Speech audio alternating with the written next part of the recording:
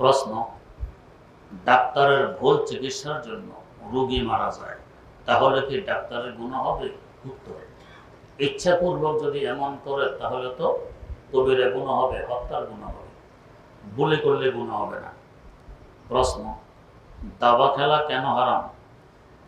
হাদিস এটাকে হারাম বলেছে, এই জন্য হারাম। যদি কেউ বলে আরেকজনের মাল চুরি করা কেন হারাম, কি বলবে? ওটার যে জব, এটারও সে জব। প্রশ্ন, পড়া মনোযোগ আনার জন্য কি কোনো আমল আছে? থাকলে সে আমল কি? উত্তর, 1 নম্বর আমল মোবাইল পরিহার। যে ছাত্রের হাতে মোবাইল থাকবে, পড়ায় মনোযোগ আসবে না। তাহলে নিশ্চিত আপনি লিখে রাখবেন, হাতে মোবাইল থাকবে, পড়ায় মনোযোগ আসবে না। প্রতি বন্ধের পরে কিছু ছাত্র গার্ডিয়ান এসে বলে, হুজুর বন্ধের আগে ছেলের সঙ্গে লেখাপড়া করতো, বন্ধের পরে এখন সে বলে পড়বে না, তার পড়ায় ভালো লাগে না। তো জিজ্ঞেস করি, বন্ধে মনে মোবাইল ধরেছে? গার্ডিয়ান মনে, না না হুজুর, মোবাইল আমরা দিই না, মোবাইল ধরেনি। আপনাকে জিজ্ঞেস করে না, জিজ্ঞেস করছে ছেলে কি? ছেলে তো চুপ। মোবাইল ধরছো? মোবাইল ধরা তো নিষেধ। সে ঘরে নিষেধ। মামার বাড়িতে বেড়াতে গিয়েছিলে? কই জি। মামার মোবাইল ধরছো তো? কই জি ধরছি। এই মোবাইল ধরা দেশের মন মানসিকতা নষ্ট করে, এখন সে পড়বে না, পড়ায় মন বসে না। প্রথম কাজ হবে মোবাইল পরিহার। 2 নম্বর কাজ হবে গুনাহ পরিহার, গুনাহ। 3 নম্বর কাজ হবে ইবাদতে মগ্ন থাকা। এভাবে কাজগুলো করলে দেখবে লেখাপড়ায় মন বসবে। প্রশ্ন, ইকুরিয়ামে মাছ পালন করা যাবে? যদি তার খাবার ব্যবস্থা ঠিকভাবে করেন তো যাবে, তারপরও না করা ভালো। কারণ সে তো চায় বিশাল পানিতে স্বাধীন থাকতে, এখানে বন্দির মতো। প্রশ্ন, রাসূল সাল্লাল্লাহু আলাইহি ওয়াসাল্লাম বলেছেন, সিজদার বান্দা সবচেয়ে বেশি আল্লাহর কাছে থাকে, এই সময় তোমরা বেশি বেশি দোয়া করো। এই হাদিস যদি সত্য হয়, তাহলে আমরা কোন নামাজের সিজদা দোয়া করব আর কিভাবে দোয়া করব? উত্তর, নফল নামাজের সিজদা দোয়া করতে পারেন, ফরজ নামাজে নয়। প্রশ্ন, দিলাকুলুব ব্যবহার করা ও না করার গুরুত্ব বুঝিয়ে বলে উপকৃত হব। দিলাকুলুব ব্যবহারের কথা হাদিস শরীফে আছে, অনেকে অস্বীকার করে। জামিউল উসুল হাদিসের কিতাব, 15 খণ্ডের কিতাব। এই কিতাবে বাজ্জারের উদ্ধৃতিতে হাদিস উল্লেখ আছে দিলা ব্যবহারের কথা। দিলা ব্যবহার করলে আগে পরিষ্কার হয়, এরপর আবার পানি ব্যবহার করলে আরো পরিষ্কার হয়। প্রশ্ন, আমি একজন বিধবা মহিলা, আমাকে একজন বিবাহ করতে চাচ্ছেন যিনি সুদী ব্যাংকের অফিসার। সুদী ব্যাংকের অফিসার পদে যিনি চাকরি করেন, আমি কি তার কাছে বিবাহ বসতে পারবো? আমার কামাই রুজির কোনো মাধ্যম নেই। উত্তর, বিবাহ তো বসতে পারবেন, বিবাহ হবে। যদি হারাম কামাই থেকে আপনাকে খাওয়ায়, এটাও হারাম হবে। আর যদি ওনার হালাল কোনো কামাই থেকে সেখান থেকে খাওয়ায়, তো তাহলে আর হারাম খাওয়া হবে না।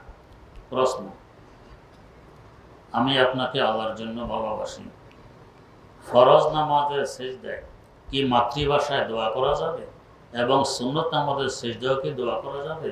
উত্তর, মাকরুহ হবে। ফরজ নামাজের সিজদা দোয়া না করা, সুন্নতের মুআক্কাদা সিজদা দোয়া না করা। নফল নামাজে করবেন তা আরবিতে কোরআন হাদিসে বর্ণিত দোয়াগুলো করবেন, বাংলা করলেও নামাজ হয়ে যাবে। প্রশ্ন,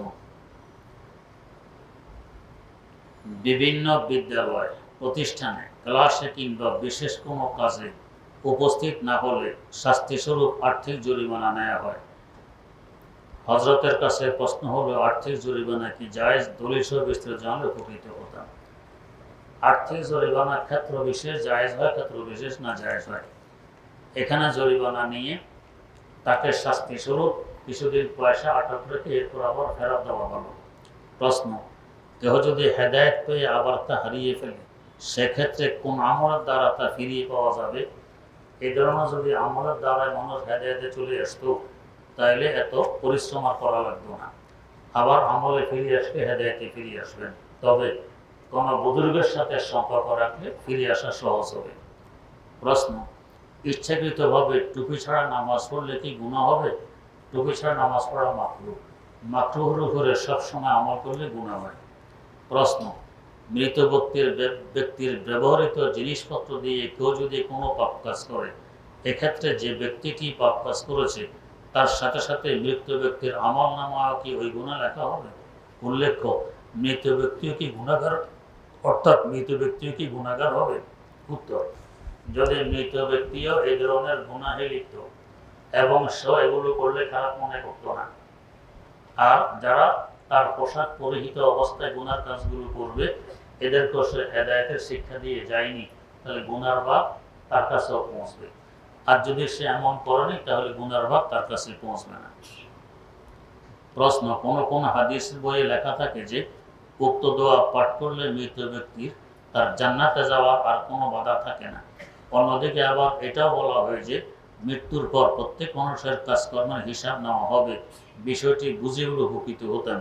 উত্তর, প্রত্যেক বস্তুর একটি বৈশিষ্ট্য থাকে, যদি কোনো বাধা আসে ওই বৈশিষ্ট্যটা কার্যকর হতে পারে না। যেমন দুধের বৈশিষ্ট্য কি? শক্তি বর্ধন করা। দুধ পান করলে মানুষের দৈহিক শক্তি বাড়ে। এখন আপনার পেট নষ্ট, দুধ পান করতেছেন, এই পেট নষ্টের বাধার কারণে এখন কি দৈহিক শক্তি বাড়বে? বাড়বে না। দেখি দুধের দোষ না পেটের দোষ? পেটের দোষ। তো যে সমস্ত আমল করলে হাদিসে আছে সোজা জান্নাতে যাবে, এটি আমাদের বৈশিষ্ট্য। যদি প্রতিবন্ধক থাকে, আবার প্রতিবন্ধকের কারণে এই আমলের দ্বারা সোজা জান্নাতে যেতে পারবেন না। প্রতিবন্ধক না থাকলেও তখন এই আমলের বৈশিষ্ট্য হলো এটা। প্রশ্ন, আমার বড় ভাই আমাকে এক জায়গায় যাওয়ার জন্য রিক্সা ভাড়া দেয়, কিন্তু আমি রিক্সায় না গিয়ে হেঁটে যাই। জানার বিষয় হলো এখন আমার জন্য কি ওই টাকা নিয়ে নেওয়া বৈধ হবে? উত্তর, যে না, বৈধ হবে না, ফেরত দিতে হবে। রিক্সা ভাড়া ব্যয় করলে ঠিক আছে, ব্যয় না করলে ফেরত দেওয়া লাগবে। প্রশ্ন, বাইরে থেকে কোনো মাল ব্যবসার জন্য আনলে সরকারকে ট্যাক্স দিতে হয়, কিন্তু কেউ ট্যাক্স দেওয়া থেকে বাঁচার জন্য বিদেশ থেকে যারা আসে তাদের মাধ্যমে অল্প অল্প করে মাল আনায়, এভাবে মাল এনে ব্যবসা করা কি বৈধ? উত্তর, যে পরিমাণ মাল আনলে সরকারি আইনে ট্যাক্স দেওয়া লাগে না, এই পরিমাণ অল্প অল্প করে বিভিন্ন লোকের মাধ্যমে যদি পাঠিয়ে থাকে তো গুনাহ হবে না, বৈধ হবে। আর যদি এর থেকে বেশি এনে কোনো প্রকার ফাঁকি দিয়ে ব্যবসা করা হয় তাহলে মাকরুহে তাহরিমি হবে। বাকি ওই ব্যবসা থেকে যে লাভ হবে ওইটা হারাম হবে না। প্রশ্ন, আমার ছোট বোন 1,00,000 টাকা মসজিদ এবং মাদ্রাসায় দান করে নিয়ত করেছেন। এবারের বন্যায় ফেনী রশিদিয়া মাদ্রাসার ছাত্রদের অনেক কিতাব নষ্ট হয়ে গেছে। এই অবস্থায় কোথায় এবং কোন খাতে দান করলে উত্তম হবে? যেমন আকবর কমপ্লেক্স মসজিদ নির্মাণ কাজে, ফেনী রশিদিয়া মাদ্রাসার ছাত্রদের কিতাব ক্রয়, কওমি মাদ্রাসার গরিব ছাত্রের লিল্লাহ ফান্ডে, উপরের একাধিক খাতে জানালে উপকৃত হব। উত্তর, আপনার মন যেদিকে টানে সেদিকে দান করবেন, আর যার প্রয়োজন সবচেয়ে বেশি খোঁজ নিয়ে এখানে দান করবেন।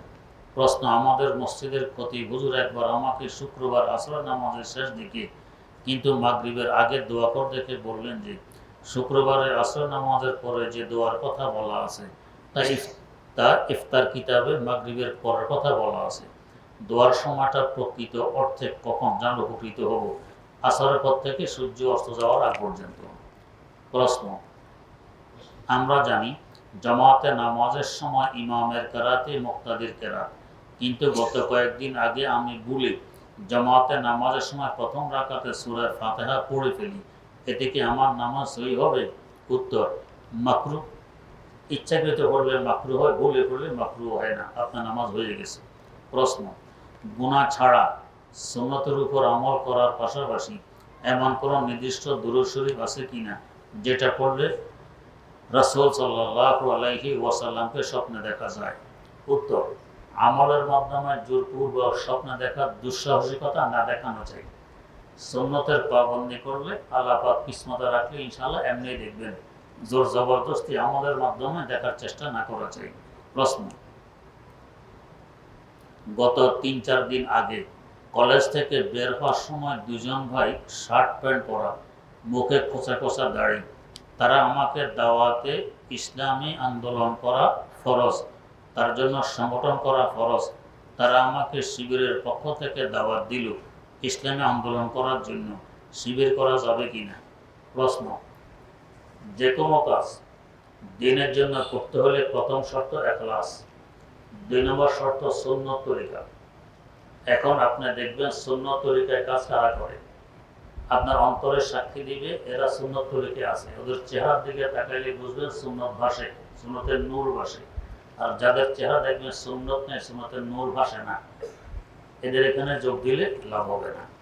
প্রশ্ন, আমার পরিচিত একজন তাকে একটি বাসা ঠিক করে দিতে বলে। আমি আমাদের বিল্ডিংয়ে তার জন্য একটি বাসা ঠিক করি এবং বলি বাসা থাকলেও না থাকলেও ভাড়া দিতে হবে। সে বলে ঠিক আছে। তারপর সে বাসায় থাকেনি। আমি বাড়ির মালিককে বলায় তিনি বললেন ভাড়া দিতে হবে। আবার কয়েকদিন পর তিনি আরেকটা ভাড়াটিয়ে উঠিয়েছে, যার ফলে হয়তো বা আমাকে আর ভাড়া দিতে হবে না। এখন আমার জানার বিষয়, পরিচিত লোকের কাছ থেকে ভাড়ার টাকা বাড়ির মালিক না দিলে আমি ব্যবহার করতে পারবো? উত্তর, যে কয়দিন আপনি থাকেননি উনি অন্য কোনো ভাড়াটিয়া উঠায়নি, এই কয়দিনের ভাড়া আপনাকে দিতে হবে।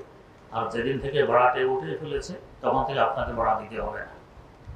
প্রশ্ন, আমি অনেকের কাছে শুনেছি যে বাদশাহ সাদ্দাত একটি দুনিয়াতে জান্নাত বানিয়েছিল, যদিও বাস্তবে কখনো জান্নাতের মতো হবে না। সে নাকি ওই জান্নাতে প্রবেশ করার মুহূর্তে মৃত্যুবরণ করেছে, আর মালাকুল মওতের নাকি তাকে জান কবজ করতে কষ্ট হয়েছিল। কথাটি কতটুকু সঠিক? উত্তর, সহিহ কোনো হাদিসে এমন বর্ণনা নেই। প্রশ্ন, মোরাকাবা মেডিটেশন কি কোরআন হাদিসে আছে? থাকলে তা জানলে উপকৃত হতাম। এ ধরনের কিছু কোরআন হাদিসে নেই। প্রশ্ন, আমাকে এক ব্যক্তি বলেছে আমাদের নবী সাল্লাল্লাহু আলাইহি সাল্লামকে স্বপ্নে শুধু পুরুষ মানুষ দেখতে পারবে, নারীগণ স্বপ্নে দেখতে পারবে না। যদি কোন নারী নবীজিকে স্বপ্নে দেখার দাবি করে তাহলে সে নারীর শয়তান। কথাটি সত্য নয়। পুরুষ যেভাবে দেখতে পারে নারীও দেখতে পারে। প্রশ্ন, নফল নামাজে সালাম ফেরানোর আগে দীর্ঘ সময় ধরে অন্তরে অন্তরে দোয়া করা যাবে? চুপচাপ বসে থাকলে মাকরুহে তাহরিমি হয়। আর 3 তাসবিহ পরিমাণ দেরি হয়ে গেলে চুপচাপ, তাহলে সিজদা সাহু ওয়াজিব হবে। যেন মনে মনে দোয়া করা যাবে না। হ্যাঁ, যদি অন্যান্য দোয়া কালাম যেভাবে পড়ি এভাবে কোরআন হাদিসে বর্ণিত দোয়া পড়েন তাহলে মাকরু হবে না, সাহু সিজদা ওয়াজিব হবে না। প্রশ্ন, নামাজ ছাড়া অন্য সময় সিজদা গিয়ে দোয়া করা যাবে? যাবে, তবে অনুত্তম।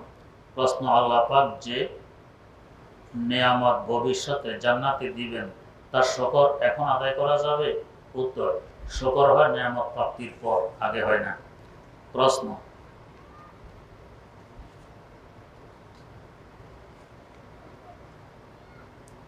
গাছ লাগানো অনেক ভালো কাজ, কিন্তু সরকারি জায়গায় বা সরকারি পাকা রাস্তায় গর্ত করে গাছ লাগালে কি সওয়াব পাওয়া যাবে? অনেক সময় এখানে জায়গা দখলের উদ্দেশ্য থাকে, অনেক সময় এটা আড্ডার জায়গা হয়।